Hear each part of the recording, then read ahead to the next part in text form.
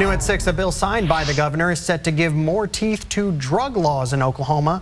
After State Question 780 passed back in 2016, remember that? Certain drug crimes were reduced from felonies to misdemeanors. And when it becomes law, it'll strengthen some of the punishment for repeat offenders. Fox 23's John Acebas joins us live after speaking with the Tulsa County District Attorney. John, what did he have to say? He kind of just said that it was something at best. Since State Question 780, there were dozens of times where people were getting caught with heroin, meth, whatever drug they were in possession of, and only getting continual misdemeanors. So yes, he says this does bring a felony conviction back, but he doesn't feel like it's enough. People getting arrested time and time again for drugs is nothing new. We definitely see these recurring offenders. Officer Danny Bean says it's Tulsa Police's job to make the arrest. Oftentimes, they're making re-arrests. Every time you come into contact maybe with that certain individual, certain criminal, there's always going to be a drug-related offense attached to it. A new law signed by Governor Kevin Stitt aims to crack down on repeat drug offenders, making a fourth offense a felony. I think this is a step forward.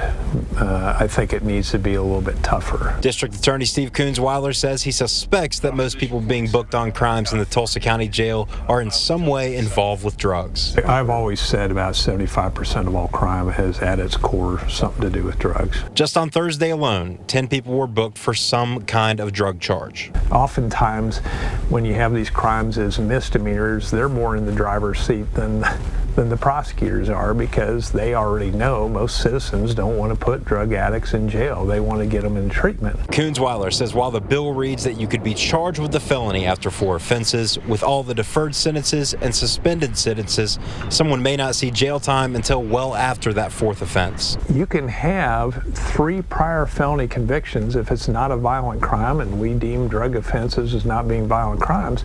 You can have 3 felony convictions before you're ineligible for probation. So literally you can have up to 9 times possessing, right? 9 times possessing drugs before you're ever literally and practically looking at going to prison.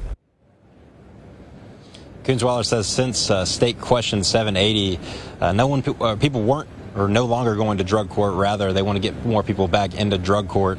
The reason he says people are not choosing drug court is because they can continually get away with a misdemeanor crime and not face jail time. He's hoping that this new felony conviction would lead people back to drug court and then maybe also get clean.